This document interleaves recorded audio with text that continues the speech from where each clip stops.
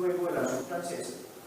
Y lo que va a pasar luego de la Revolución Francesa en ese proceso que podríamos denominar de consolidación de la moderna sociedad occidental. Y en ese contexto hay una pregunta muy fuerte. Esta es una pregunta que es política y pedagógica. Esta es una pregunta muy interesante, ¿sí? Es una pregunta política y pedagógica.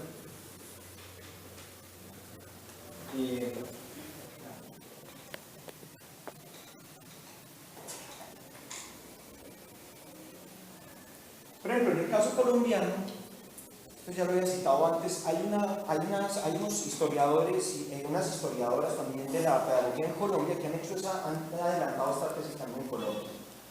La profe Marta Cecilia Herrera de la Pedagógica Nacional tiene un trabajo muy interesante donde demuestra que la instrucción pública colombiana del siglo XIX, sobre todo en eso que se conoció como el proyecto Santander, ¿sí?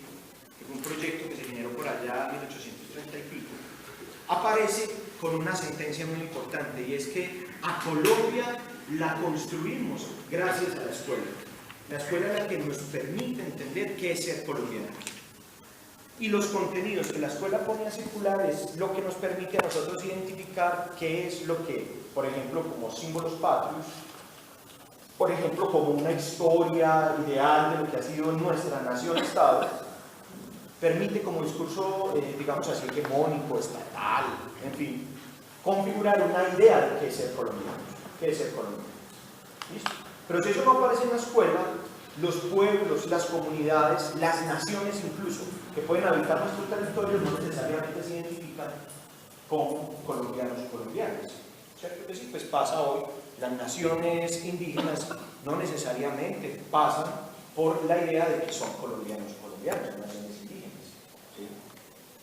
Pero la idea que aparece en general en el siglo XIX y también en el contexto específico nuestro, es que la instrucción pública, que es la educación orientada por el Estado, es la que nos debe generar la idea, la ideología de qué es ser miembro de un Estado.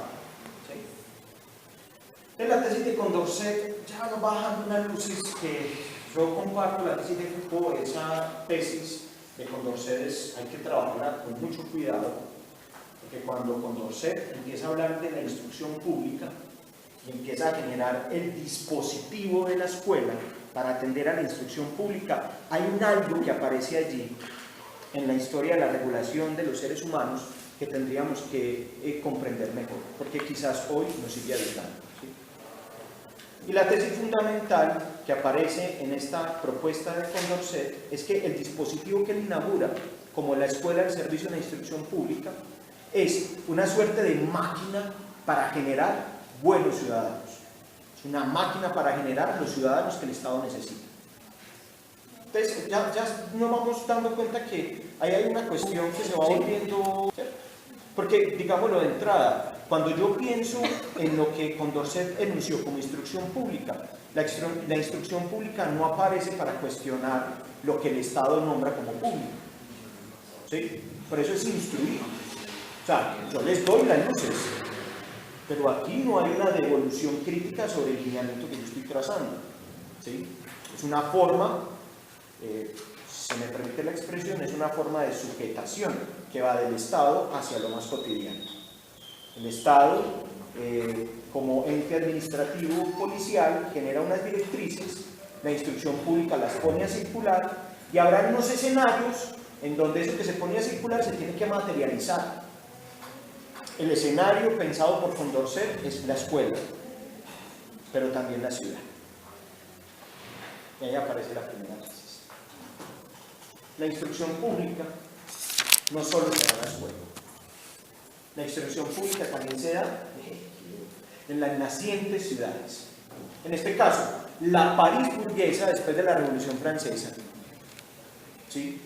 La expansión del imperio napoleónico necesita pensar la ciudad. Es fundamental. Sí. Cuando Condorcet da esa definición, esa diferencia entre Estado y Estado para educar, ¿él se alimenta de alguna ideología en específico en ese tiempo? Claro. que esté atravesando su discurso. Sí, Condorcet está articulado a toda una, digamos, a un pensamiento francés que tiene que ver con una escuela que va a pensar el tema del progreso. ¿Sí? Ahí está Turgot, ahí está el conde de Saint-Simon. Hay una cantidad de autores franceses que están pensando, en cierta medida Proudhon luego también estará por ese lado, y es una idea de progreso. Más o menos, ¿cuál es la idea? La idea es que una vez desatamos unas fuerzas, que es lo que desata la revolución burguesa. ¿Cuál es la fuerza que desata la revolución burguesa? Que la vida de los sujetos ya no es la vida que está determinada previamente por una razón divina o por una razón natural. El monarca o el representante de Dios en la tierra más o menos estandariza o establece hasta dónde puede llegar mi actuación en el mundo. Si yo soy hijo de artesano, pues seguiré artesano hasta, ¿sí? Si yo nací pobre, moriré pobre. Pues si yo nací de cuna, pues se supone que la cuna me sostendrá, que es la lógica de la sociedad de cortes, ¿sí? Lo que desata la Revolución Francesa, que es la fuerza que desata la burguesía, es la idea de progreso según la cual nosotros no estamos predestinados a, sino que nosotros estamos desatados en este mundo para hacer algo. ¿Sí? Por ejemplo, en este caso, yo puedo nacer sin acumulación, pero puedo buscar la acumulación. ¿Bien? Puedo tener movilidad social. ¿Sí? Las fuerzas que se desatan. La filosofía del progreso que aparece en Francia con todos estos autores es una filosofía que tiene una credulidad en lo que aparece en la Revolución Francesa. ¿Cuál es esa credulidad? Que hay unas fuerzas que se desatan y esas fuerzas desatadas serían capaces de transformar para bien el mundo en el cual estamos. ¿Sí? Como un primer progresismo. Exactamente, total, esa es la tesis, digamos. Marcel Berman, en un libro que se llama Todo lo sólido se desvanece en el aire, dice que es el origen del desarrollismo. Ahí aparece una tesis del desarrollismo. ¿Sí? La tesis del desarrollismo es la tesis del que puede enfrentar la vida para modificar las circunstancias que le son originarias. Sí. No, sino que ahorita cuando decías esas fuerzas que se desatan para, ¿qué quiere decir eso de fuerzas que se desatan? Vamos a contextualizarlo allí. ¿Sí? Por ejemplo, hay un poder político que no tiene por qué seguir siendo el que siempre ha sido. Hay unos poseedores de la riqueza que no tienen que seguir siendo los que siempre han sido. Hay unos conocimientos que se pueden discutir y que pueden producirse nuevos conocimientos. Hay una técnica y una tecnología que se pueden perfeccionar, no tienen que seguir siendo las de siempre. Y en ese sentido hay una subjetividad que también se abre, y es la subjetividad liberal burguesa. ¿Cuál es esa subjetividad? La subjetividad del sujeto del progreso. ¿Sí? Es decir, la subjetividad del que piensa que le es posible enfrentar el mundo siempre como posibilidad de ascenso en ese sistema en el cual está. ¿Sí? Que en últimas es la ideología que está en la base de la Revolución Francesa. ¿Sí? Cuando dicen, bueno, frente al despotismo monárquico, lo que hay que generar es prácticas donde nosotros podamos construir la realidad histórica, política y económica que queremos. ¿Sí? La metáfora de esas fuerzas desatadas es yo aquí hablo muchas bobadas, pero es una expresión literaria de Marx, que en el manifiesto del Partido Comunista lo va a expresar de esa manera. Lo que desata esta burguesía es una fuerza. Y utiliza una metáfora muy bonita. Es como el mago que suelta una magia, pero que una vez la suelta, no sabe cómo controlarla. Eso lo entendió Condorcet. Entonces él dice, la Revolución Francesa, muy interesante. ¡Bum! Una explosión. Pero ¿cómo vamos a regular después de la Revolución Francesa? ¿Sí me van a entender? O sea, recuerden, incluso Condorcet, después los problemas que va a tener con esa instancia, digamos, de una vigilancia del Estado secular, luego la Revolución Francesa, recuerden la guillotina y todo eso, ¿sí? Luego Napoleón y el imperialismo.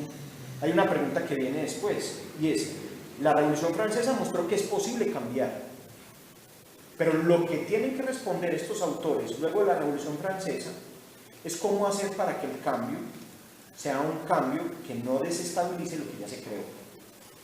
¿Sí? Lo voy a decir de una forma políticamente conservadora. ¿Cómo hacer para que la única revolución que se dio fue la revolución burguesa liberal? No más revoluciones, no más agitaciones, ¿sí? Entonces, la respuesta del Marqués de Condorcet es muy clara y es, ¿cómo vamos a generar eso? O sea, ¿cómo vamos a hacer para que, por ejemplo, las personas piensen que en efecto no es que tengan que seguir sosteniendo el lugar donde están porque es por nacimiento, es una herencia cultural que no se puede transformar, sino que bajo la idea de progreso, es decir, bajo la idea de que pueden ascender en esta sociedad, encuentren las herramientas para ascender en esta sociedad en la instrucción pública. Porque ¿qué es lo que va a dar la instrucción pública? La instrucción pública va a dar las normas para que habitemos el espacio, pero las habilidades también para movernos en el sistema económico. ¿Sí? O sea, normas básicas, urbanidad. ¿Cómo nos debemos comportar? ¿Sí? O sea, el campesino tiene que aprender a comportarse, ¿sí? Para que en términos de esas ciudades que empiezan a aparecer en el siglo XIX, donde hay una fuerte concentración de población, cada vez más concentrada, cada vez más hacinada, tengamos que regular mucho incluso cosas tan básicas como nuestros cuerpos, porque no es lo mismo el cuerpo que yo puedo habitar en el campo en grandes extensiones, que el cuerpo de, pensemos en las primeras escuelas que se basaron en la instrucción pública en el siglo XIX. O sea, hablemos de galpones con 100 estudiantes, hacinados. ¿Qué control del cuerpo deben tener esos estudiantes para que estar 100 personas hacinadas en espacios pequeños no lleve a un problema higiénico? Estoy poniendo un ejemplo, ¿sí? Pero además de eso, ciudades que con el desarrollo industrial empiezan a concentrar barrios obreros a su alrededor, una masa poblacional que se empieza a concentrar en la ciudad. ¿Cómo disciplinar esas masas para que esas masas entiendan qué es vivir en ciudad? Porque en el campo yo tengo muchas libertades, ¿no? Muchas libertades. Tengo más espacio para hacer ciertas cosas. Pero en la ciudad ya no hay tanto espacio. Hay que regular mucho. En la instrucción pública, en este dispositivo propuesto por Condorcet, va a empezar a generar aquí unas cosas muy importantes. Una cosa fundamental, el disciplinamiento de los cuerpos.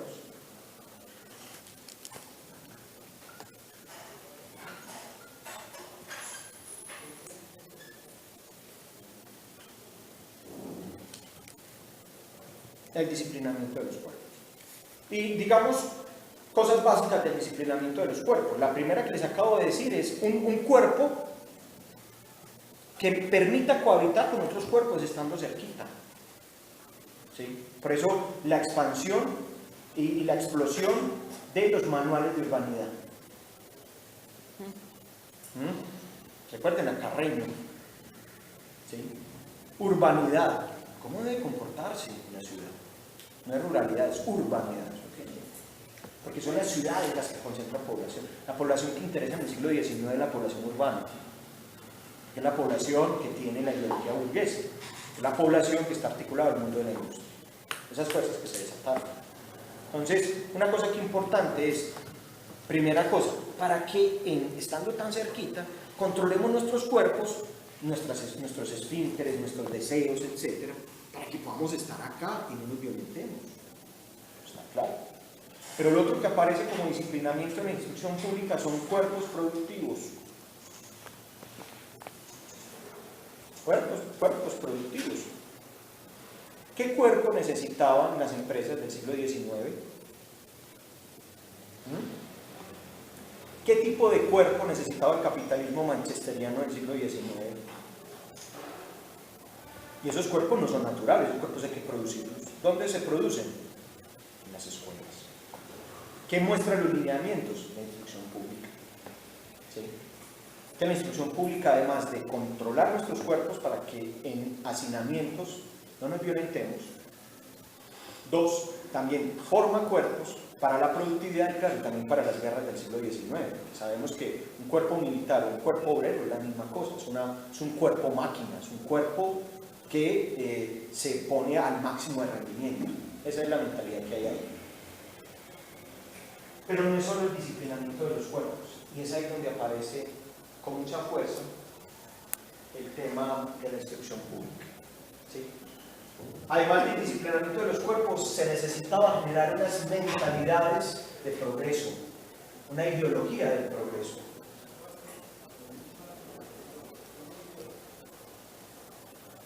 Me explico. La subjetividad del obrero del siglo XIX es muy diferente a la subjetividad del siervo de la gleba de la Edad Media. La subjetividad del siervo de la gleba de la Edad Media es la subjetividad del que no nació con apellido. ¿Sí? Es la subjetividad del que no tiene tierra.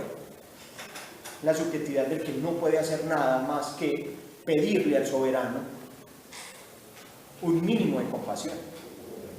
¿Sí? No me vaya a mutilar, no me vaya, ¿sí?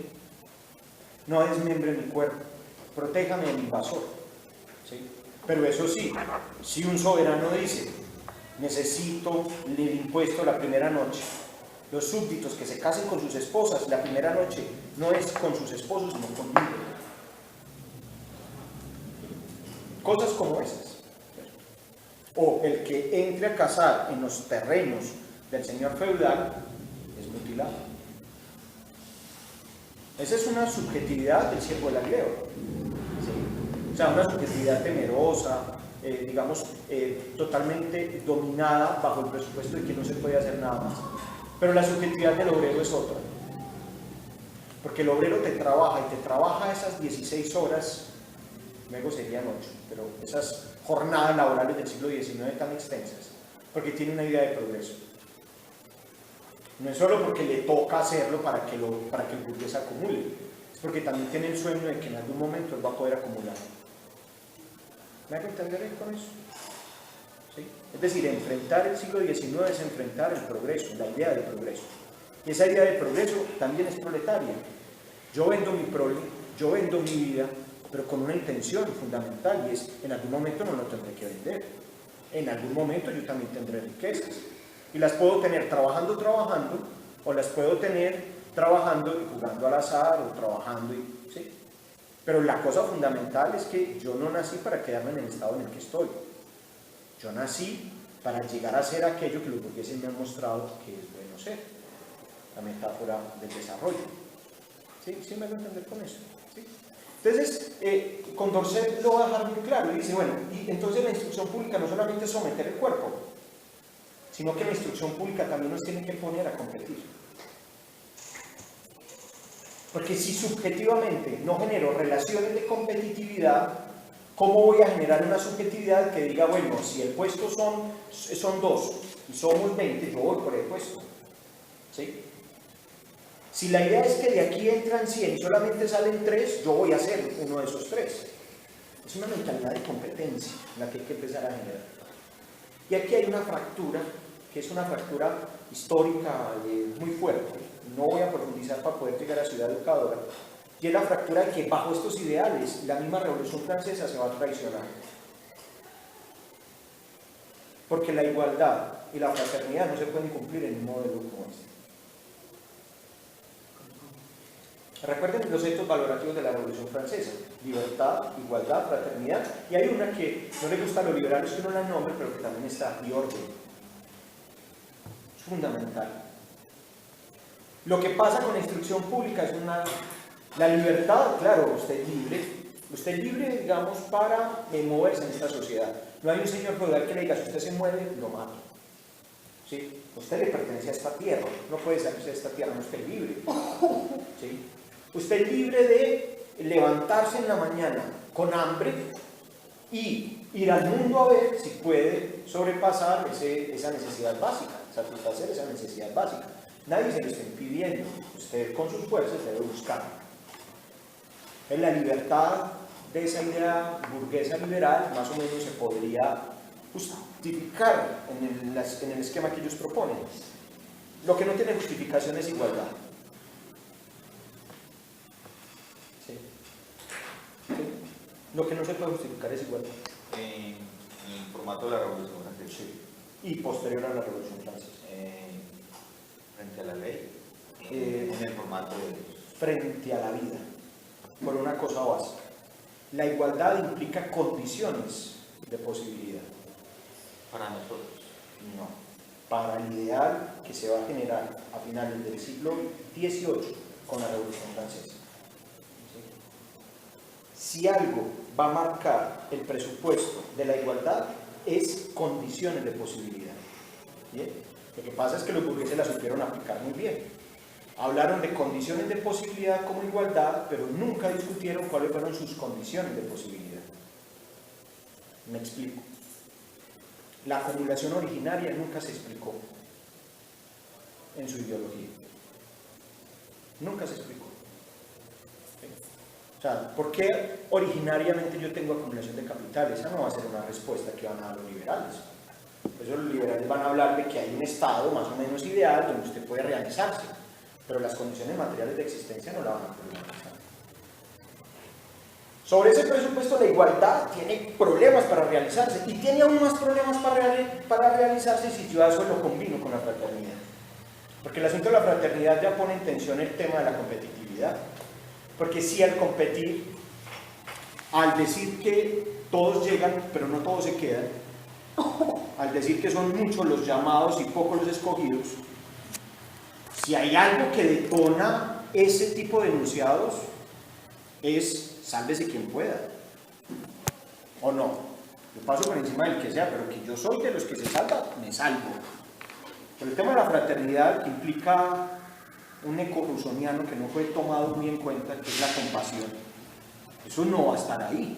Ahí lo que va a estar es, un momentico, aquí lo más importante es que yo sea el sujeto que logre triunfar. ¿Bien? Entonces, el diagnóstico que pasa después es, bueno, esas dos cosas no, pero lo que sí va a garantizar la instrucción pública, al menos con estos dos dispositivos, es el asunto de la libertad y el orden. Lo diré como cosas que aparecen en nuestras insignias patrias, orden y progreso. Eso sí lo garantiza la instrucción pública. Progresemos, pero en orden. Cuando hay desorden no hay progreso. Cuando hay agitación no hay progreso. Cuando hay revolución no hay progreso. Cuando hay disturbios no hay progreso. El progreso es ordenado, es planificado. ¿Sí? Y esto está en la ideología de Condorcet. No se puede permitir que hayan animales transitando por ahí haciendo sus necesidades en todas partes. No se puede permitir que las personas se pasen por las calles entorpeciendo el paso de los vehículos.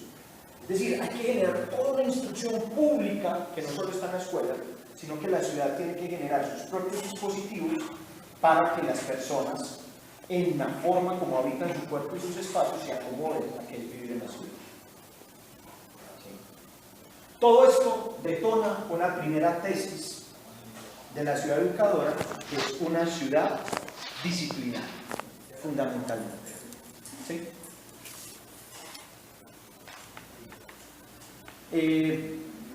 Allí pues hay varias preguntas, ¿no? Una pregunta interesante es, ¿esa ciudad disciplinar como ciudad educadora ha desaparecido? Sí, claro. ¿Cierto?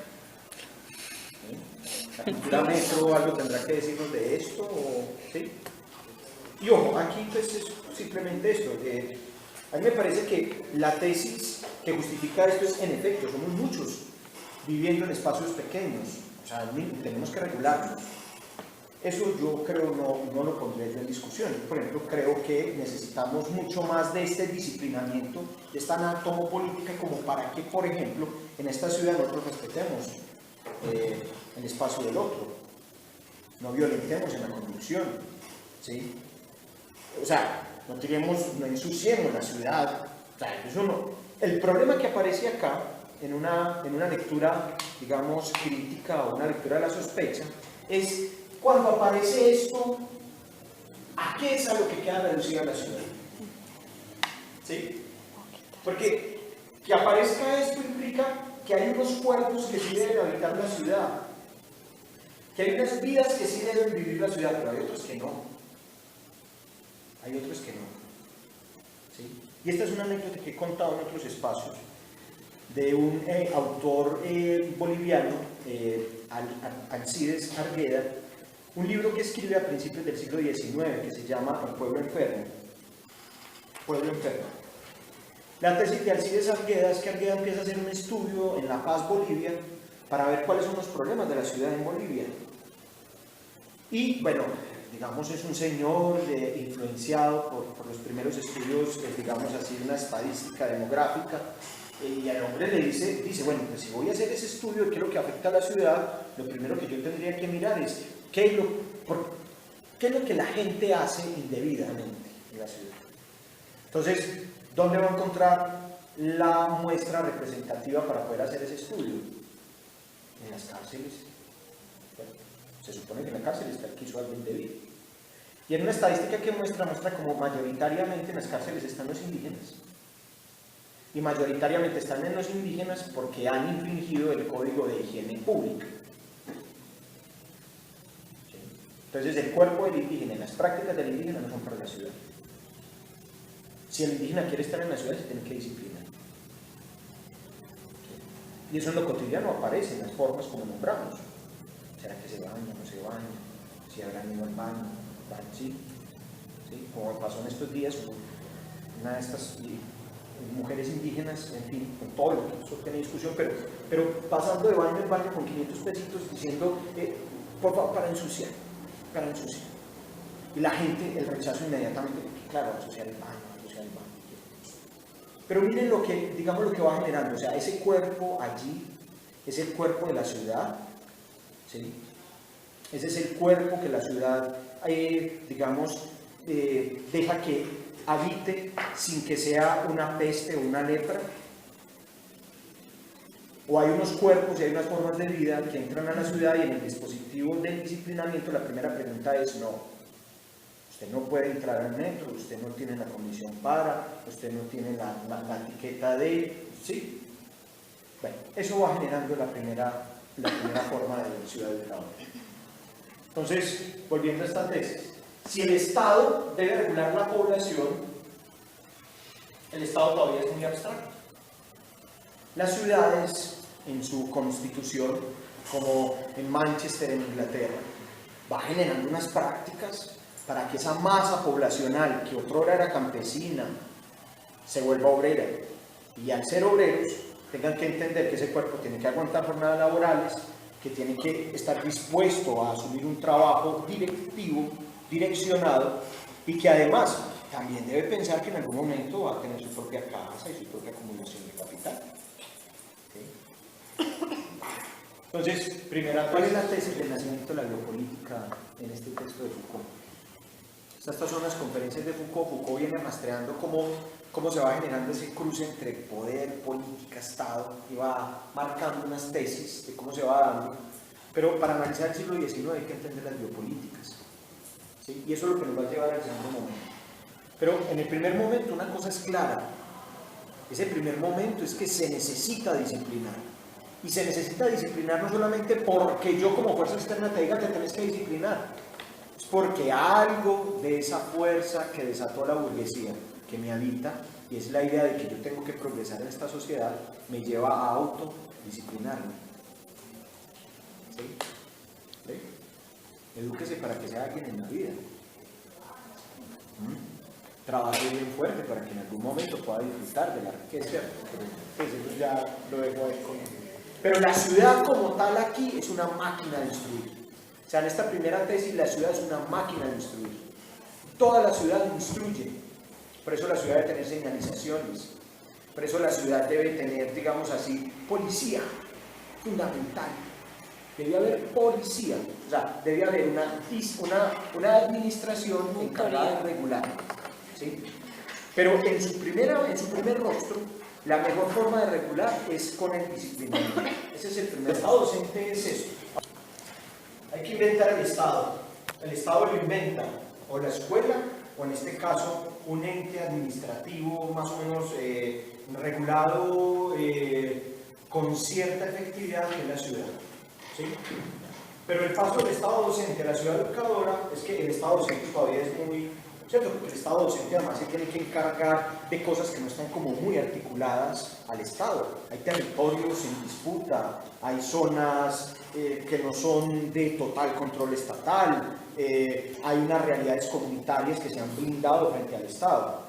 Pero en donde el Estado muestra su rostro más triunfalista es en la ciudad. La pregunta es esta: ¿cómo seguir generando confianza en esa idea de progreso. ¿Cómo generar confianza? ¿Cómo generar seguridades de que en efecto el camino que estamos siguiendo es el camino indicado?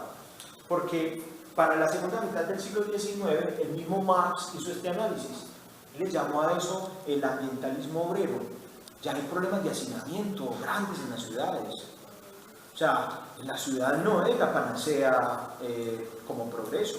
El mejor lugar para que el ser humano habite quizás no sea la ciudad. Y empiezan a surgir preguntas como esas. ¿Sí? Sobre todo los comunitaristas van a empezar a hacer esa pregunta. ¿La ciudad urbana es la mejor forma de habitar al ser humano? O más bien el ser humano debería tener pequeñas poblaciones con una fuerte vinculación comunitaria, en un ambiente más rural. Pero esas grandes urbes que se empiezan a generar a finales del siglo XIX, esas urbes que van recogiendo y van recogiendo, ¿sí?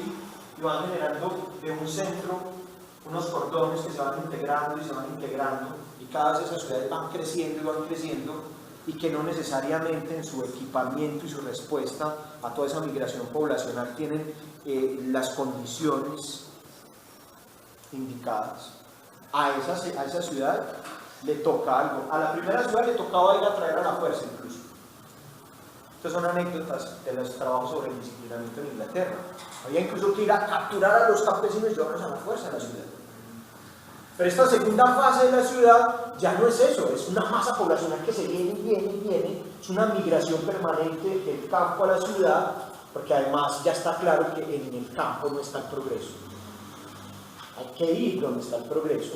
En el tiempo moderno de Chaplin, hay que ir a la ciudad, meterme en la ciudad, ¿sí? Infectarme en la ciudad, hay que estar en la ciudad, y la ciudad se va volviendo el referente. Pero la pregunta que se le vuelve a la ciudad es, ¿están dadas las condiciones como para que yo llegue a la ciudad y mi proyecto, que usted me dijo, con la instrucción pública, que es el proyecto ideal? Si yo llego a la ciudad, ¿yo tengo las posibilidades para hacerlo? ¿Están dadas las condiciones para que todo el que llegue a la ciudad, por ejemplo, consiga empleo? ¿Están dadas las condiciones para que yo al llegar a la ciudad pueda tener un mínimo de dotación urbana, un derecho mínimo? En el siglo XIX. Finales del siglo XIX, lo oficial era que la ciudad sí garantizaba, ¿cierto? Pues eso era parte de lo que la ciudad tenía que ofrecer. Y por ejemplo, no en vano, hablando ya del caso de Medellín, no en vano se genera la Sociedad de Mejoras Públicas. ¿Sí? Ellos hacen un análisis, por ejemplo, aquí, cómo aparece la Sociedad de Mejoras Públicas. Los burgueses que habían estudiado ciertas cosas de arquitectura, urbanismo, ingeniería civil y demás, empiezan a hacer una planificación de la ciudad a partir de lo que ellos proyectaban como lo que la ciudad podía recibir. Puedo garantizarles cosas. ¿Sí? Porque esta segunda parte es muy importante. Aquí es donde aparece propiamente la tesis de Foucault de la biopolítica. Porque aquí aparece una pregunta política por la población. O sea, ¿cuál es la población que necesita la ciudad? ¿Sí? ¿Qué es ser urbano, en este caso Medellín o Bogotá? ¿Qué implica eso? ¿Sí? Ya no es solamente la anatomopolítica, cómo disciplino mi cuerpo para poder estar con ustedes. Ya la idea es la población de Medellín, ¿qué es lo que tiene, por ejemplo, como habilidades? ¿Para qué sirve la gente en Medellín? Y miren la marca que nosotros tenemos. Es una marca de una sociedad industrial, textilera, tabacalera, en fin, pero industrial. Y toda la ciudad de Medellín, respondiendo a este segundo paradigma, y es la ciudad educadora como una ciudad, digamos así, que genera seguridad, que protege a la población o que regula a la población, una sociedad, digamos una ciudad más policiva, aparece con un llamado importante, y es, tenemos una vocación como ciudad. O sea, ya no es solamente que yo sea disciplinado en mi cuerpo, es que todo el que vive en Medellín tiene una vocación, ¿sí? O sea, recuerden que ese fue el discurso que dio origen a todo este grupo de planificadores urbanos de principios del siglo XX en Medellín. La ciudad de Medellín tiene una vocación, tiene una intención, hay que garantizar esa intención. Una ciudad planificada, industrial. Poder entender que, digamos, un Estado que controla necesita un pool de instituciones que garanticen el control. ¿Sí? Y ese pool de instituciones no se generan porque funcionan ellas solitas, deben estar muy instituidas, lo que hablábamos esta semana. Debe haber unas políticas que las intervengan. Entonces, la política de instrucción pública es clara. ¿Sí? Por ejemplo, en Colombia se logra concretar solo a principios del siglo pasado, 1903, la ley orgánica o la ley Uribe. Ahí aparece claramente cuál sería el ordenamiento de nuestra instrucción pública. El siglo XIX fue una lucha de instrucciones públicas. ¿Sí? Desde la reforma Santander, etcétera, etcétera, hasta 1886. Eso fue una disputa de instrucciones públicas. El siglo XIX de nosotros fue un intento. Hay una expresión de una francesa que hace historia de Colombia, Aline G. Tiene un texto que se llama, David Bushnell, tiene un texto muy interesante que dice: Colombia, una nación a pesar de sí misma. Y es para mirar cómo el siglo XIX fue una lucha por querer ser esto que nos habían dicho, pero que no se había consolidado totalmente, porque esa disputa bipartidista y muchas otras cosas no fue que permitieran. Pero en el mundo occidental, moderno, europeo, el siglo XIX es el siglo para consolidar todos estos dispositivos. Entonces, el dispositivo de la cárcel, ¿sí? Bentham va a tener una tesis muy interesante sobre eso. El dispositivo de los hospitales psiquiátricos va a ser fundamental, ¿sí? Va a ser fundamental la escuela, ¿sí? Va a ser fundamental la empresa, porque esas son maneras en las cuales un Estado que controla muy bien muestra la efectividad de su control. Son instituciones de control. Incluimos ahí las instituciones garantes de derecho que empiecen a mostrar el semblante del Estado como Estado de derecho. Es que el derecho es eso, el derecho de regulación. O sea, cuando ustedes lean derecho, bueno, yo estoy aquí ya creando una tesis muy dura en la filosofía política, pero si aparece derecho es regulación, ¿sí? Es decir, digamos, parte de la expansión del Estado, de la tesis del Estado del siglo XIX, es que el Estado se expande con dos rostros. Un rostro que es el rostro del leviatán que nos está controlando, que nos está dominando, o el rostro de lo contractual. Pero cualquiera de esos dos rostros implica una cosa: yo ya me reguló, yo me entregué al Estado, ¿sí? Deposité en el Estado un poder. La pregunta es: ¿por qué ese poder? Y la pregunta que luego llevará a otras tesis es si solo el poder está ahí. Bien, pero para la oficialidad el poder debe estar allí, y por eso es más que poder, es una dominación del Estado, ¿sí?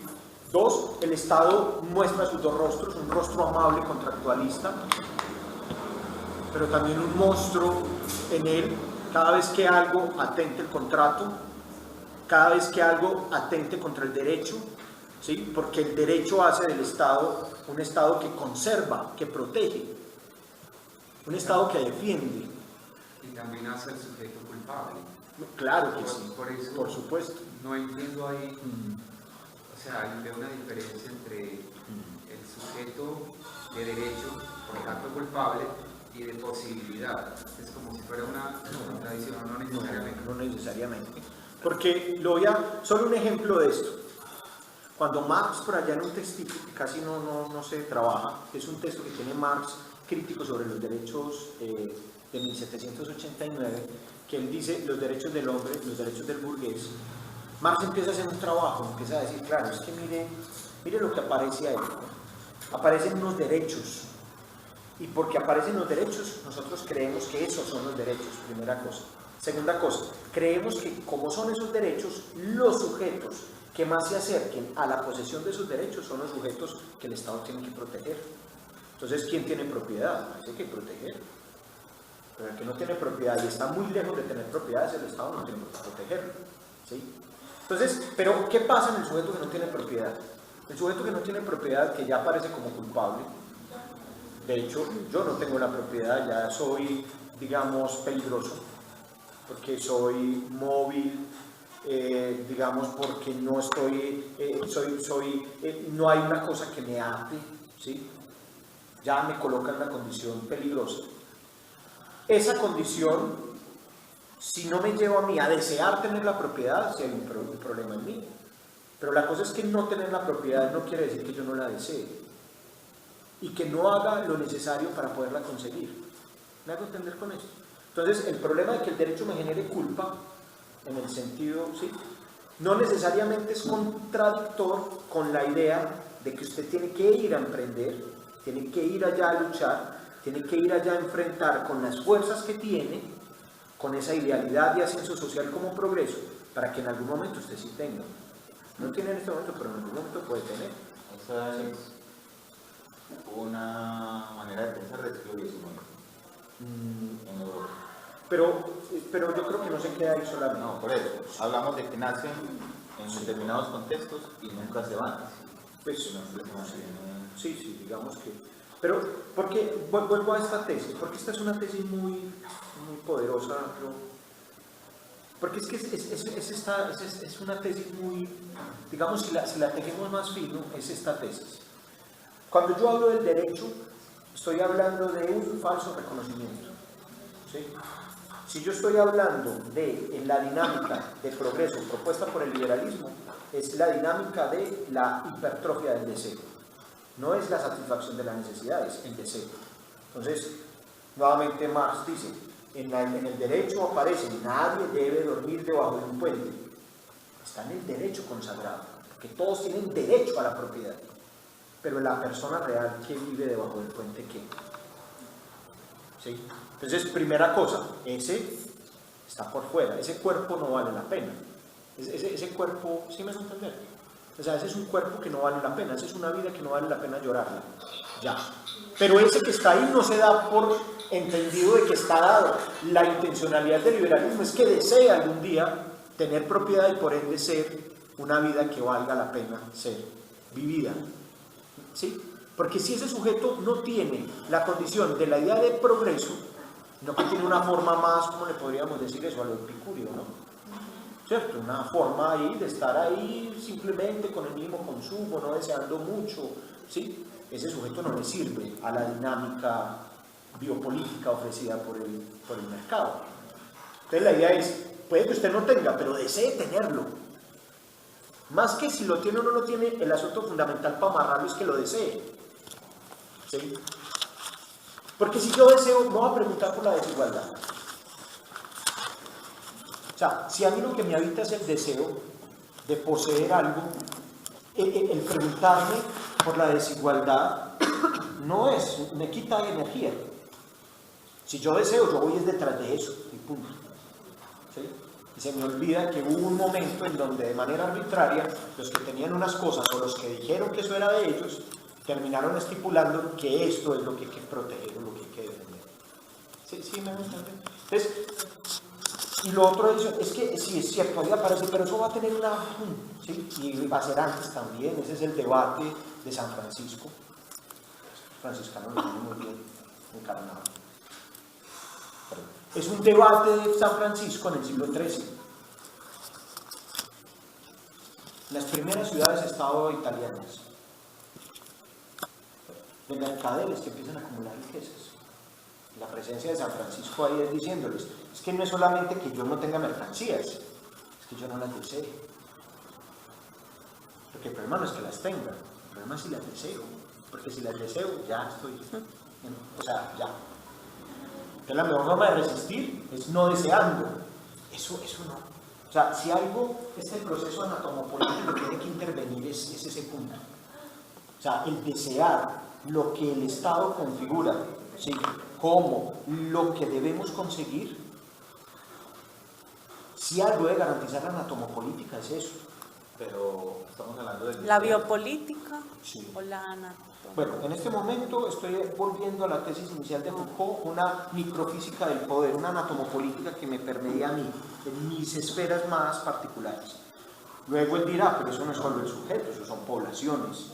Y aparece toda su tesis biopolítica, cuando va a decir en última son políticas sobre la vida, no solo sobre el cuerpo anatómico, sino sobre la vida. Por ejemplo, el siglo XIX es biopolítico porque aparece el tema de la higiene. El siglo XIX es biopolítico porque aparece el tema de la raza. ¿Sí? El siglo XIX es biopolítico porque aparece la tesis de del homo economicus, en el sentido más de animal que produzca. Y eso hace que sea biopolítica. ¿Por qué vuelvo sobre esta tesis? Ya la idea no es si yo tengo las habilidades. La idea es esta población tiene las condiciones, tiene las configuraciones tiene las habilidades que se esperan?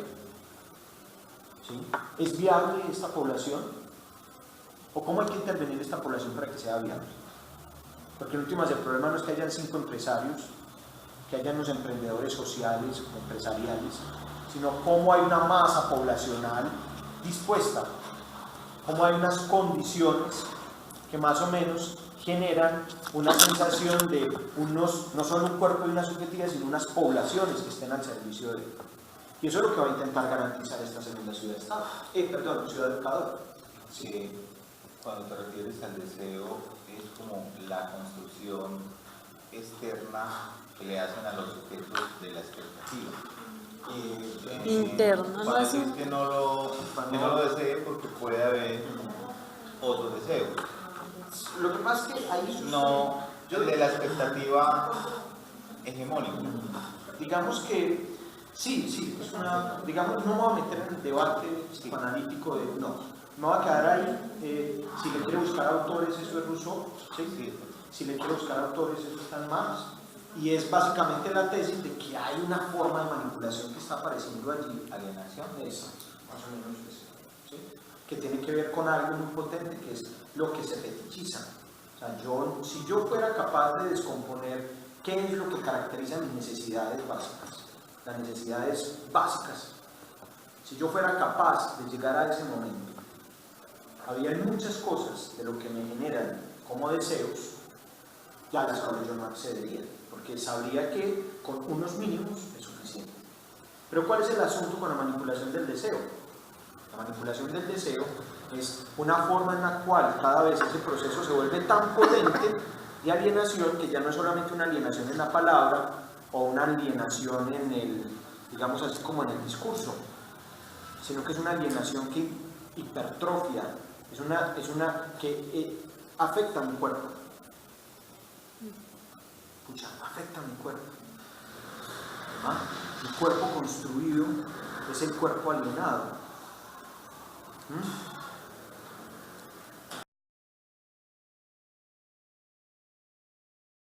Después de los 70.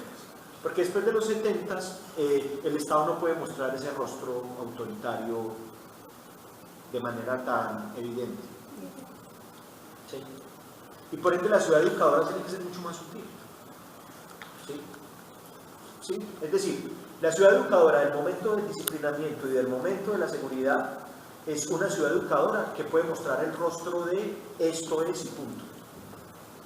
Pero después de los 70, ¿sí? Eso va a ser algo que trabaja por aquí Foucault cuando empieza a hacer un análisis crítico del neoliberalismo. Y cómo aparece el neoliberalismo con una cosa muy interesante, y es que ya la idea no es conducir al sujeto directamente, sino conducir sus conductas.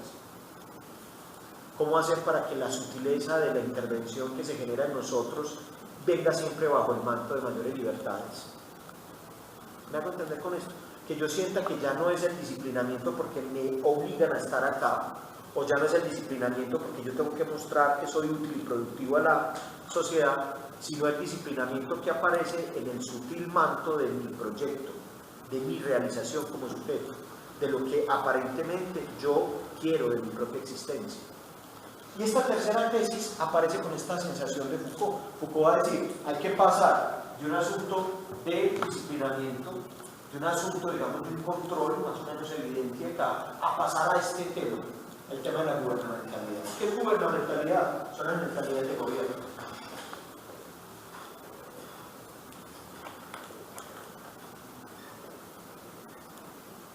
Y se lo voy a poner en estos términos, en este salto.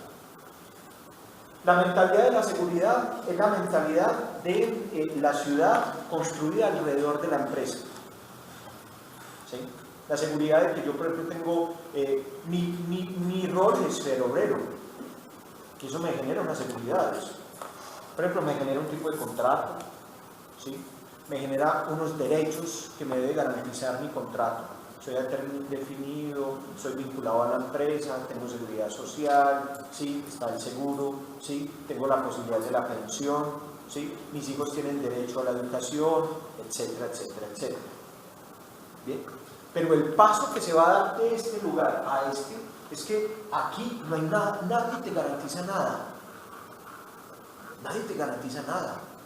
Porque el centro de la metáfora que aparece en esta segunda parte ya no es la del obrero. Ay, Dios mío. Creo que tenía la tapa, perdón. Ya no es la del obrero. Ya la metáfora que aparece es la metáfora del pequeño empresario. Es decir, aquí lo que aparece es el neoliberalismo. Vamos a darle una. Hay una, digamos, ¿por qué aparece, digamos, cuál es el problema del neoliberalismo? Vuelvo aquí. Si vamos al capitalismo manchesteriano, el capitalismo manchesteriano es un capitalismo por ejemplo, de mi papá. Papá fue obrero de fabricato. Siendo obrero de fabricato, teniendo contrato, vinculación a fabricato, nosotros, por ejemplo, mi hermana y yo pudimos estudiar porque tuviéramos subsidio de estudio. ¿Sí? Mi papá pudo estudiar y pasó de ser obrero a ser supervisor porque estudió ingeniería mecánica en la Universidad de Antioquia. ¿Sí? Había una garantía en donde mi papá tenía unas jornadas de trabajo, tenía unas vacaciones, tenía unas prestaciones sociales, ¿sí? Pero a mi papá en los 90 se le dio el salto del capitalismo manchesteriano a lo que llaman los economistas el capitalismo schumpeteriano. ¿Cuál es el capitalismo schumpeteriano? Ya no es el capitalismo de las garantías ni de las seguridades, es el capitalismo flexible, es el capitalismo que te dice que tengo con ustedes, aquí no hay ninguna garantía, usted se consigue lo que pueda, y en ese sentido ya no hay vinculaciones, son contratos, tiene más que contratos, prestación de servicios, ¿sí? Yo te subcontrato cosas, ¿cierto? ¿Me van a entender con eso? Entonces, lo que aparece, que Foucault va a decir, ¿cuál es el problema de ese paso? Ese paso no es solo económico. El problema de eso, y en un capítulo que él analiza acá, dice que quizás es más peligrosa la tesis del neoliberalismo alemán que la del neoliberalismo anglosajón, es porque la tesis fuerte de este neoliberalismo es que ya el asunto de hacerme productivo ya no es porque tengo la seguridad o la garantía de ser productivo, sino que me tengo que autoexplotar en cualquier escenario de mi vida, incluso en los escenarios más cotidianos de mi vida, porque yo tengo que intentar triunfar en un escenario en donde nadie me garantiza nada. ¿Sí? El paso de ser obreros a ser pequeños empresarios. El sueño de dejar de ser obrero en la empresa textil para tener una microempresa de textil. Es porque la responsabilidad no aparece ni en el control sobre el cuerpo que viene de afuera, ni la responsabilidad aparece de la regulación de la población que viene de afuera, sino que la responsabilidad recae en ti, porque si no sos exitoso es porque algo falló en tu disposición como emprendedor o como emprendedor. ¿Por qué le preocupó esto a Foucault? Por lo mismo que están diciendo. La lectura de Foucault es tan peligroso que incluso termina el sujeto autoexplotándose hasta el punto de creer que todas las cosas son o no son por su actuación y no por las condiciones que hicieron posible que eso se dé. ¿Sí? Entonces, la metáfora de la ciudad innovadora, ¿sí? La ciudad emprendedora, esa metáfora que empieza a aparecer aquí en la ciudad neoliberal, Barcelona será digamos uno de los referentes que viene para nosotros como ciudad emprendedora, ciudad innovadora, ¿sí? Aparece una sensación acá y es que en últimas todo esto es un negocio y es un negocio en donde cada uno tiene que montar su negocito. Nadie le va a garantizar nada. No olvides, no es la ciudad empresarial, no es la ciudad de la empresa de fabricato, no es la de Coltejer, ya no son esas, ya es una ciudad negocio, donde cada quien monta su negocito, ¿sí? Y nadie le garantiza nadie le va a garantizar nada, es usted que se va haciendo el espacio en el mercado. Entonces la ciudad educadora educa para emprender, ¿sí? Educa para gerenciar, no para administrar. No educa para la seguridad, no, educa es para enfrentar la contingencia. ¿Me hago entender con esto? Ya no es educar para que vos podás decirle a la empresa que viene de afuera de la multinacional, tenemos un SENA, tenemos un pool de estudiantes capacitados para... usted venga y monte. Hewlett Packard, venga y monte su empresa, tenemos ingenieros de sistemas capacitados. ¿Sí? Pero ¿qué pasa acá? Ciudad de negocios. No, nosotros aquí lo que podríamos decirle es, aquí hay muchos negocios, mire a ver qué negocio quiere montar acá. ¿Sí? Le prestamos a bajo costo. Y lo otro que aparece ahí, es decir, usted puede habitar la ciudad que quiera, además, porque esta ciudad se vende, y se venden sus ciudadanos, y se venden sus prácticas. Entonces usted puede venir aquí a hacer la ciudad a la carta. ¿Qué tipo de ciudad quiere habitar? ¿Sí? Y creo que lo que voy a decir es evidente, ¿no? O sea, solo hace falta cosas tan básicas como mirar ciertas zonas de nuestra ciudad y ver cómo la ciudad se venden sus cuerpos. Así de sencillo, sale, se vende. ¿Sí? Porque parte de la práctica que aparece aquí con esa neoliberalización de la vida es que como nadie tiene nada garantizado, como el grito sálvase quien pueda, y no hay ninguna protección del Estado con esa idea de un Estado, ¿sí? Sino que es un Estado mínimo que además es una peligrosidad, porque no es un Estado mínimo. ¿Sí? O sea, la minimización del Estado es que el Estado ya no necesita ser muy grande para mostrarse, porque el Estado ya no está allá, el Estado está aquí, está en mi mentalidad, la mentalidad mía. ¿Quién va a salir a luchar contra la defensa, o más bien a favor de la defensa de ciertos derechos laborales, si antes salimos a gritar, explótenme, porque necesito trabajo, mire a ver qué le puedo hacer, mire yo tengo estas habilidades, puedo, ¿sí? Esa es la dinámica de este capitalismo. El otro sí era el de la lucha sindical, reivindicación, ¿sí? Y al Estado no le pedía garantías, decía, soy un cuerpo digno, garantíceme cosas. Los obreros lo podían hacer. Bueno, había otras comunidades que no. Pero, digamos, como pasó con el movimiento urbano comunitario, ¿sí? Las zonas de asentamiento suburbano, esas les tocaba luchar para decir, somos dignos. Nosotros también somos cuerpos que necesitamos agua, energía. ¿Sí? A eso las luchas eran más duras, pero la lucha obrera era una lucha más o menos garantizada, porque se supone que, claro, el obrero lo necesita una empresa, ese ya es un cuerpo salvo. Entonces, ¿qué garantía necesita el obrero? Pero el neoliberalismo te devuelve la pelota y te dice, ya no hay nada garantizado. Como no hay nada garantizado, usted lo que tiene que hacer es ver cómo se las hace, cómo se las arregla esta flexibilidad, en una cuestión que ya no es ni siquiera biopolítica, sino psicopolítica. Es cómo se politiza la psique. O sea, cómo la idea de que yo tengo que ser emprendedor productivo, entonces me autodisciplino para producir, me vendo porque muestro habilidades y a pesar de todo eso no me garantiza a nadie que voy a tener empleo. ¿Sí? Esa es la realidad de esta tercera parte. ¿El emprendedor o del emprendimiento, eso viene de dónde? Ese término tiene un origen religioso. Ese término en el siglo XVIII se trabajaba como industriosidad. Y se supone que, sobre todo, la teología protestante auspiciaba como una de las formaciones que debía tener ese buen cristiano la capacidad para el trabajo. ¿Sí? Eso se conoció como el valor de la industriosidad. ¿Sí? ¿Qué tiene ese origen?